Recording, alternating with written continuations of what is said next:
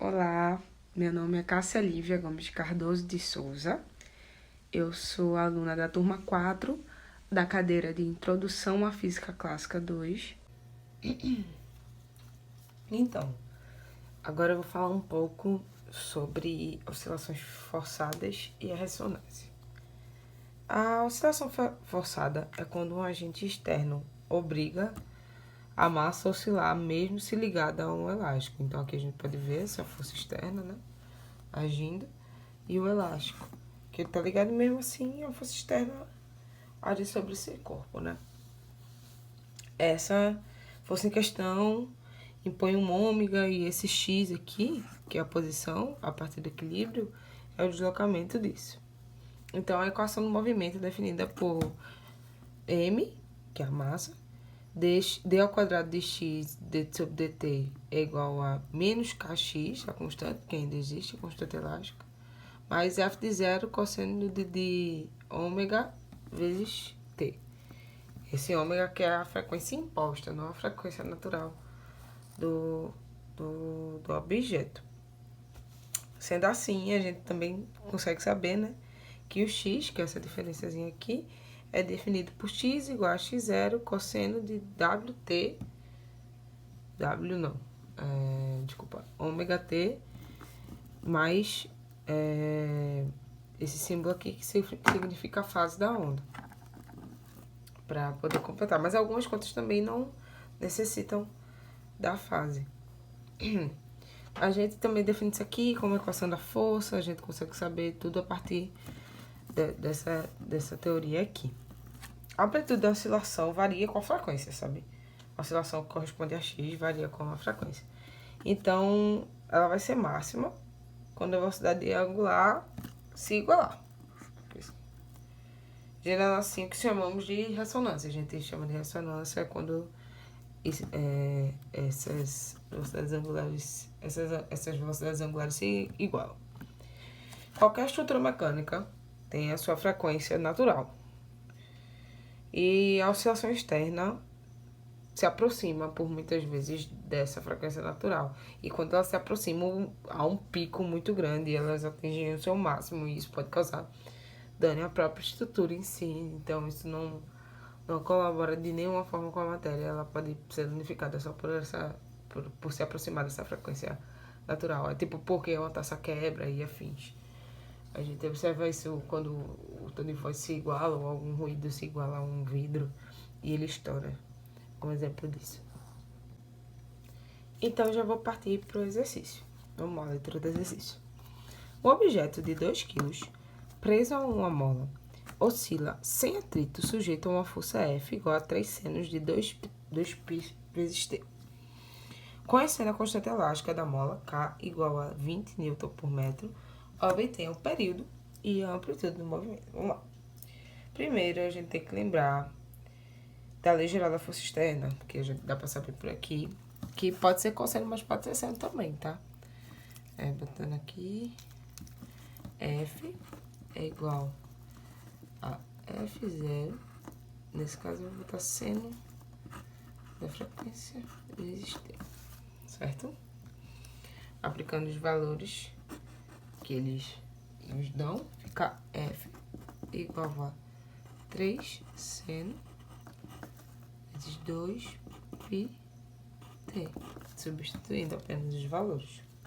Então, a gente sabe que as frequências de oscilação já vão se igualar, porque se não fosse assim, eu estava em MHz. Então, a gente já sabe que ômega é 2π, então a gente tem como descobrir o período com mais facilidade, só aplicando na fórmula que ômega é 2π sobre T, substituindo o 2π aqui, 2π igual a 2π sobre T, cortando aqui, significa que T é igual a 1 segundo. Já temos a primeira resposta sobre o período. Então, agora a gente passa para a amplitude, que a gente consegue calcular. A gente não fez aqui a fórmula, mas a gente consegue deduzir. Eu vou mostrar para vocês. É igual a menos F0 sobre M, que corresponde à massa, frequência, inicial e frequência ao quadrado, ambas.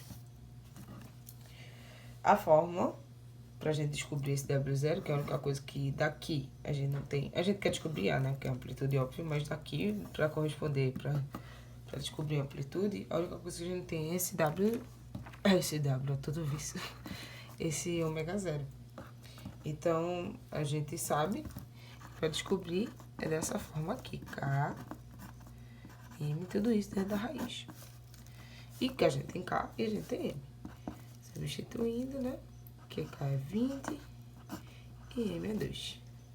Tudo isso dentro da raiz de 10. Vamos substituir agora a equação da amplitude. Amplitude é igual a menos F0, que nós temos aqui, 3.